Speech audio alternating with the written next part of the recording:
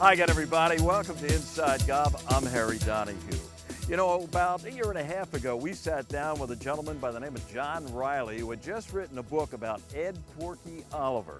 Great pro back in his day, and he was a native of Wilmington, Delaware. Well, we're here at Wilmington Country Club talking to John about his latest work. It's on the life and the game of Bill Hyndman. Bill Hyndman from Huntington Valley Country Club, arguably one of the greatest amateur golfers in American golf history. And John will have a couple of his friends here, including the great, you ready for this, Howdy Giles. Yeah, we're going to be reuniting with Howdy Giles here at Wilmington Country Club. It's all coming up next on Inside Golf.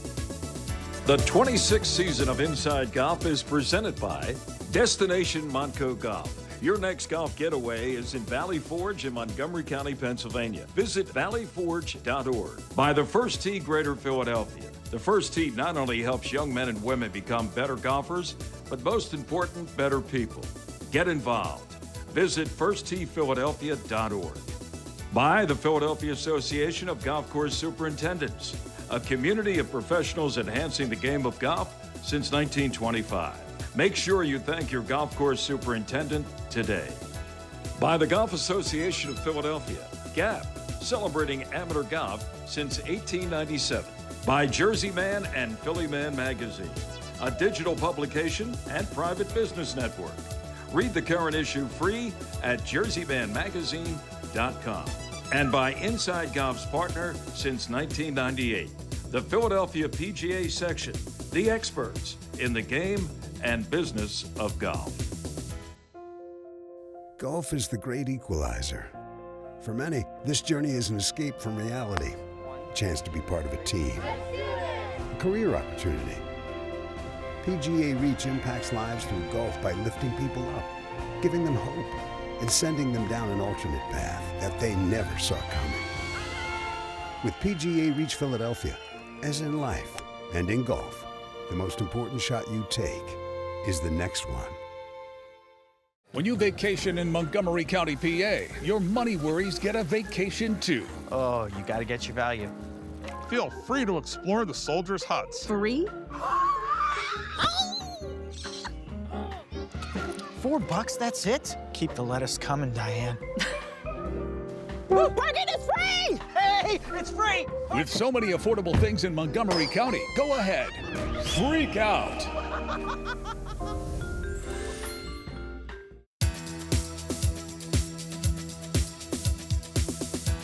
Hi again, everybody, and welcome to Inside Golf. I'm Harry Donahue. Today on the patio overlooking beautiful Wilmington Country Club in Wilmington, Delaware. And my guest is John Riley. Not the first time we've been down here in Delaware talking to John. He's a member here at Wilmington, but a couple years ago he wrote a book about the great Ed Porky Oliver, how he played the game.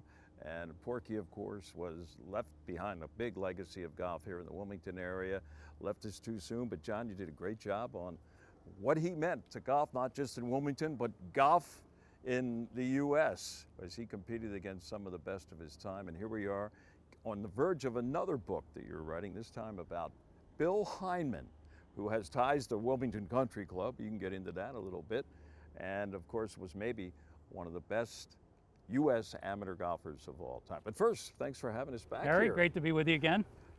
Okay, Bill Hyndman. First of all, your first experience with Bill Hyndman came right here, I guess you could say, at Wilmington Country Club. It came right here at Wilmington Country Club. In fact, we're overlooking the 18th green, and my experience with him actually kind of culminated on that hole.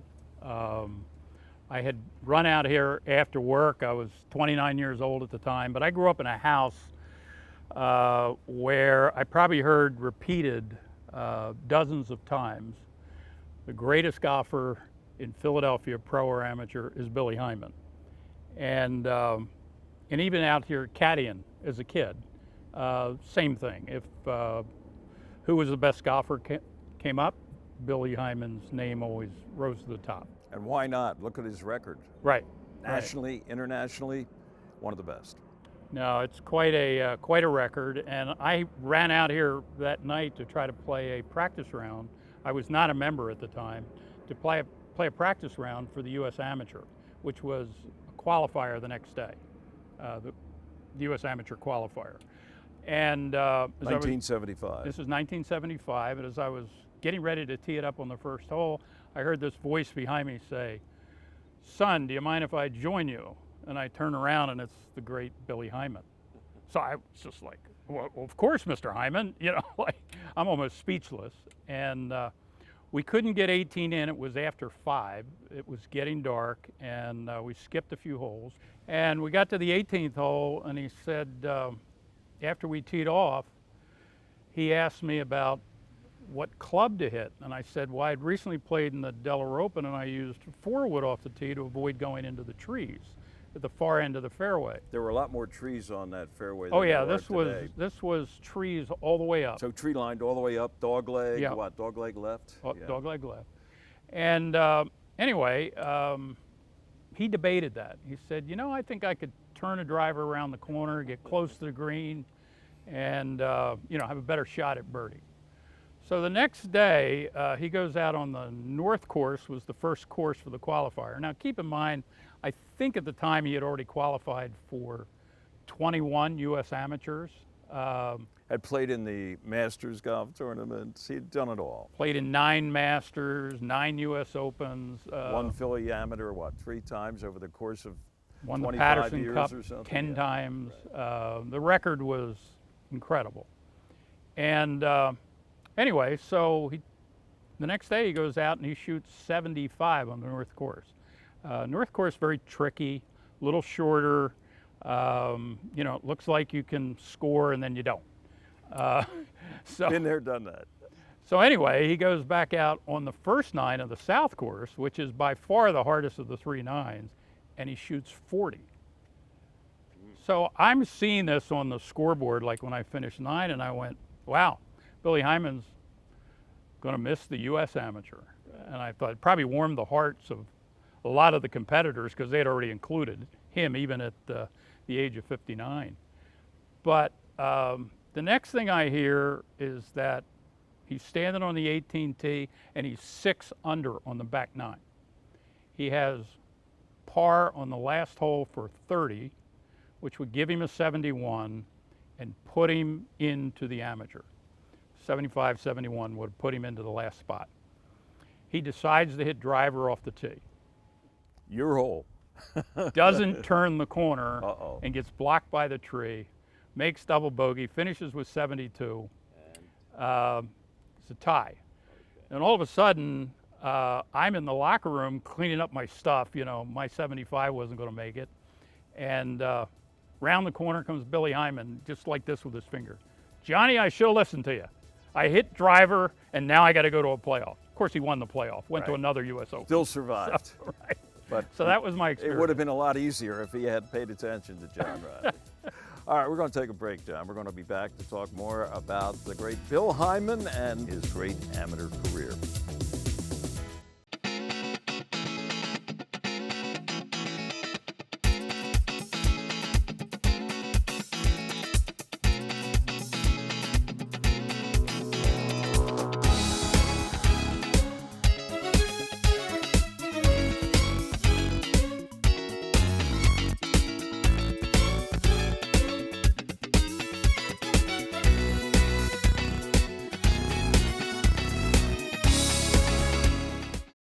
Hi, Tony Salucci with the Beacon Group of Companies. If your company has between 50 and 500 employees enrolled in your health insurance plan, there's a really good chance we can reduce your costs significantly and increase the benefits employees receive.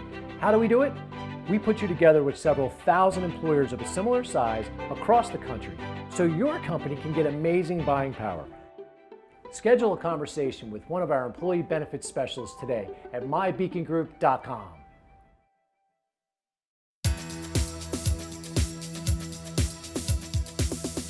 Welcome back. Inside Golf continues from Wilmington Country Club with John Riley, noted author.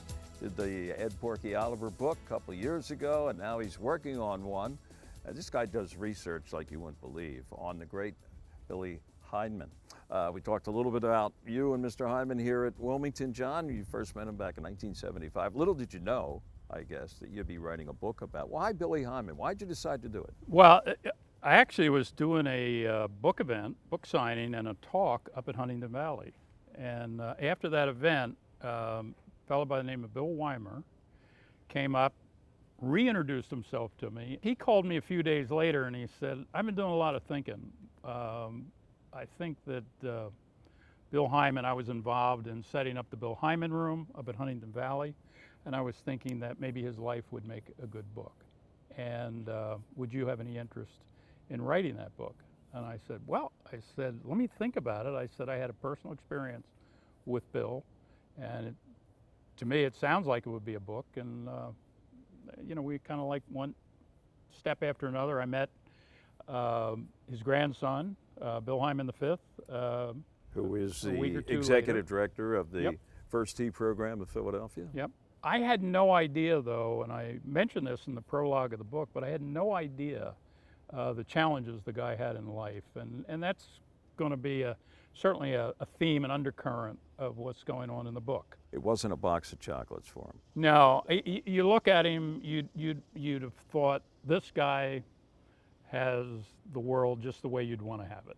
You know, he's got the great family, the great golf game. Successful businessman, Oh, insurance. he's got it all. Plays in the Masters, plays in the U.S. Open. Life doesn't get any better. Turns out, couple of weeks after the great crash in 1929, he's a 14-year-old kid. He's got a 7-year-old brother. His father dies. It's a heart attack, 41 years old, and just drops dead. So all through the Great Depression, and certainly for the next several years, you know, the Hyndman family struggles. He and his kid brother, he becomes really like a father to his kid brother, who's half his age. And he eventually meets Jenny, his wife, Strawbridge and Clothiers in Abington, and or Jenkintown.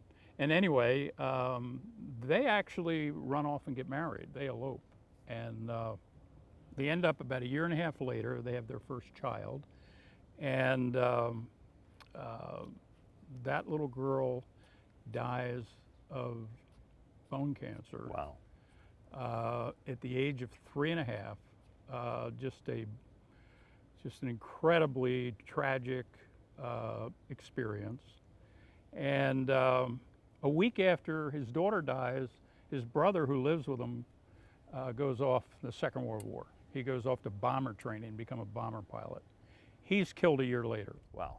But, you know, the strength that Bill found really in faith, he and his wife, Jenny, and the way they kept their life together and raised their family. And obviously he got deep into the golf world, but at the same time he started a business, became very, very successful in the insurance world. So quite a life. I want to bring on here now a third addition to our little panel on Bill Hyndman. This is Don McKelkin. Don's a member here at Wilmington, and he was a caddy here. In fact, 1971, you were on the bag for Bill Hyndman for the U.S. Amateur. Yes, I was. Played right here.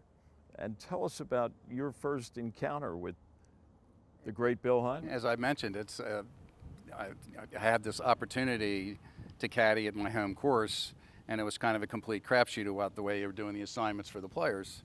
So I get handed a slip, and Bill Hyndman's name's on this list. And of course, I'm 20 years old, and I'm not really connected to kind of what's going on in Philadelphia, other than playing in gap matches for a couple of years. And I knew the Hyndman name, but it didn't mean anything to me. So all of a sudden, I show up the first day, the practice round, and here he's with his two sons. The guy's 55 years old. So I'm going, okay, well, this will be a short couple of days. Well, then I go to find out, and the people I knew at the time were, you know, Kite and Crenshaw and Eddie They were in the Pierce. field. They were in the field. And they were like college kids. Correct. So as a guy who's also in college at the time, I thought, this is going to be interesting to see how this guy does. Well, he gets my attention in a hurry. The practice round, I'm just trying to understand what he's thinking about and what he wants me to do, and basically he wanted me to be a bag carrier and not provide a whole lot of advice, which was fine. We were fortunate that we had Ben Crenshaw in our group the first two rounds, and Ben, as everybody knows now, was not a great ball striker. And I'm looking at Hyndman going, we're hitting it in the fairway almost every single hole. And he is a grinder. I mean, he, as great a player as he was at age 55, he was still trying really hard to beat the kids. You think Ben realized early on too that wow, this guy can play? I think he got a real appreciation having played with him for 2 straight rounds. While Ben's, moaning and groaning about missing putts, and I'm talking about he literally thought every putt that he hit should go in. Bill Hyndman's just routinely hitting the greens, and all of a sudden we finished their first round, we shoot 70. So we're right there. And so he's still not listening to anything I have to offer. He's just going to kind of keep me to the side. And so we get to the second round. We're still in it because I think he shot 74 the second round. And the scores were not great here. I mean, I think the overall winning score ended up being 4 under. Most of the field was over par after the first couple of rounds. So we get to the third round, and I finally got him on what is now our 12th hole, which was, I think we played it as number 6 or whatever at the time. He finally listened to me. He said, what do you think I should do here? And I go, really? And he goes, I said, hit 6-iron. So he knocks it into the middle of the green. He goes, okay, I'll listen to you from here on out. We'll try to do the best that we can. He was an incredible guy. And I think the end of this story is probably the funniest one as a college kid. We get done, and caddies are all kind of comparing notes. And I think Bill finished tied for 17th. Very respectable showing here, specifically for that age. And I said, what everybody get paid? And I look around, and the guys are going, $100. I said, I got the highest paid caddy. He paid me $150 in 1971 for 5 rounds, which was a lot of money for a college kid. So I was really grateful Especially for that. Especially for an amateur tournament. Absolutely, yeah. How about that? Yeah. Great story, Don. Yeah. All right, stay with us. So we're going to be back with John and Don, and we're going to have a special guest, great friend of the show. Dr. Howdy Giles is going to join us when we come back, and that's right after our teed-off panel here on Inside Golf. Talk about a 5 or 7-iron with a putting stroke. It's a little different, yeah. Well,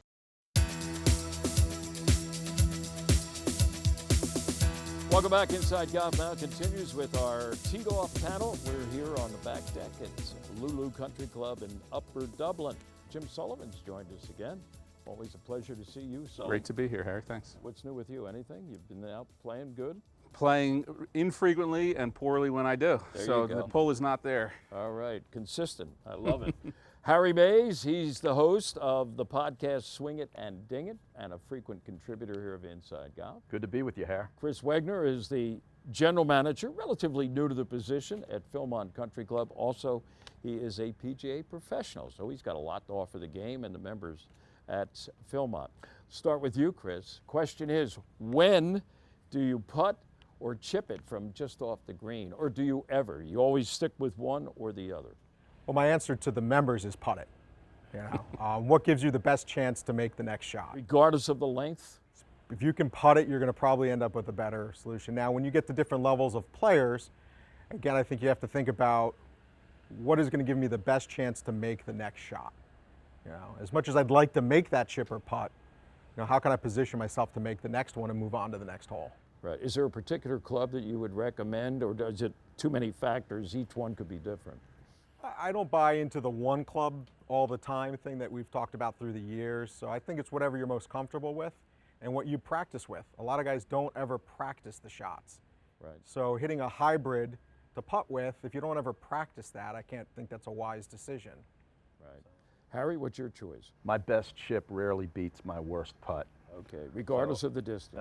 Pretty much. I'm not a good chipper. It's one of the big weaknesses of my game, so I would always lean towards the putter. Full disclosure here. Unless you got a lot of grain, or maybe you've got a back pin, then maybe I can get a 9-iron or a pitching wedge. I don't take as much loft as the skilled players because it doesn't result in a good ending. But I would always lean towards putting if I could putt it. Jimmy? This is easy. Once you turn 25, you putt. That's simple. If you're allowed to rent a car, you putt. 25 years old or 25 feet? 25 years old. Like if you're old enough to rent a car, you putt. You don't worry about chipping. You don't want to get into the chip yips and all that mess. I've gone through it a couple times. You putt it. If you have a chance to get a putter on the ball, you putt it. You mentioned chip yips, but what about putting yips? You can go. The reason I used to use a 5-iron, sometimes on the green, for a putt of 20, 25 feet. You should keep this to yourself, Harry. No, I'm proud of it because I've grown from there. Okay, now I would never consider it. But if you play a lot of golf, you go through a lot of crazy stages. You never had the chip yips? Oh yeah. Huh? You never had the chip yips? Not as much as the putting yips. At least with putting, occasionally they'll feel bad and concede it. But if you chip your way all the way around the green, you're not going to concede a 15-footer. Nah, you don't get the yips from 15 feet. 15 feet past the hole. I mean, you know, you take it back and it's like somebody's firing a gun at you, and all of a sudden it's boom. Wait do you do it with a wedge in your hand? You'll never recover. Well, I don't use a wedge. I use a 7-iron. If I'm like in a let's say I'm 10 yards off the fringe, okay? It's like Ray Floyd. Take that 7-iron, Run it on hit there. and just clip it perfectly. I get that little 2-bounce And stop that's going to be shot. better than. Wait. I do. You get a 2-bounce stop with a 7-iron? We're going to have to I'll check. show you. Check his grooves. Where can we go? You just have to send me Where a can we video. go? I'll send you a video. I'll send you testimony. He doubts me. Not all the time, maybe, but you know what I'm better than a Better than flat putting it? stick. Absolutely. All right, good. Absolutely. 5-iron on the green. I used to take divots on the green. I'd replace them. Chris, You've guys seen like Chris that. love to Have see you that. seen that? Oh. Have you done it? I was hoping we were going to talk about a 5 or 7-iron with a putting stroke.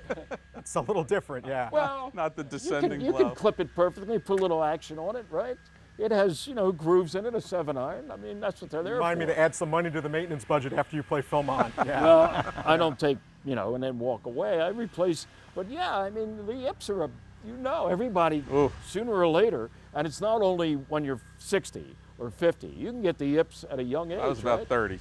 30? 30 couple. But I mean, you know, what do you tell, you know, a guy? What is your biggest recommendation? Is the putter? I get it, but you know, are there other times when you say, gee, you know, maybe you should consider, you know, a 9-iron pitch onto that green? For the guy who does not want to putt or the lady who doesn't want to putt, it's pick a shot and let's go practice it. I think so many clubs, the short game areas are empty. We see people lined up at the range and no one at the short game. Trying to bomb it. So if you want that 7-iron that's going to hop and spin like you have, you know, practice it. You know, if it's going to be a 60-degree off your back foot, practice it, and then stick with it. Yeah, I'm going to have to make a video and send it to you yeah, guys. please. Because I want to see this. Send that I to want me, to see please. this. Maybe just post it on the Twitter. I don't know about that. I've never. I don't like doing that. To be honest with you, Harry. So it's always the putter. Not always, but I would lean towards that. Have you ever, say, like, you know, on a contoured green, you know, where you sometimes have to putt off the surface of the green? The fringe comes into yeah, play. Yeah, and then now you're, sometimes then you're it's better stuck. to take a little wedge or something and go over it that way. And you're then stuck. you got to really make a little action jackson. Close on my that. eyes. Close your eyes. And hope. Hope for the best. Yeah. How about you? You ever done that? I try all the different stuff, and Not the 7-iron, no. I haven't got the spinning 7-iron bump and run yet. I don't have it, but I can't wait to learn it. Maybe I should bring. Well, we're going to get together down the road, and I'll show you that before right. we Yeah. tee you off. Putt And with a maybe I'll have 5-iron. ample opportunity to do it in the course of Yeah, our match. that's right. Okay, chip it or putt it, and if you have those good hands with that 7-iron, remember you heard it here first. We'll be back. More of Inside Golf coming up.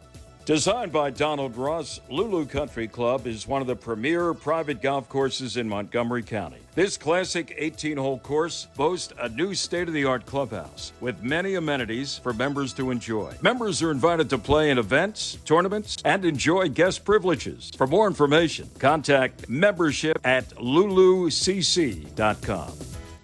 The Golf Association of Philadelphia. Founded in 1897, GAP is the nation's oldest regional or state golf association. We serve amateur golf in Eastern PA, Southern New Jersey, and all of Delaware. GAP welcomes all golfers, junior or senior, male or female, public or private. Join the Golf Association of Philadelphia today. Our mission is always to preserve, protect, and promote the great game of golf. Before you tee it up, look us up. Visit gapgolf.org to find out more.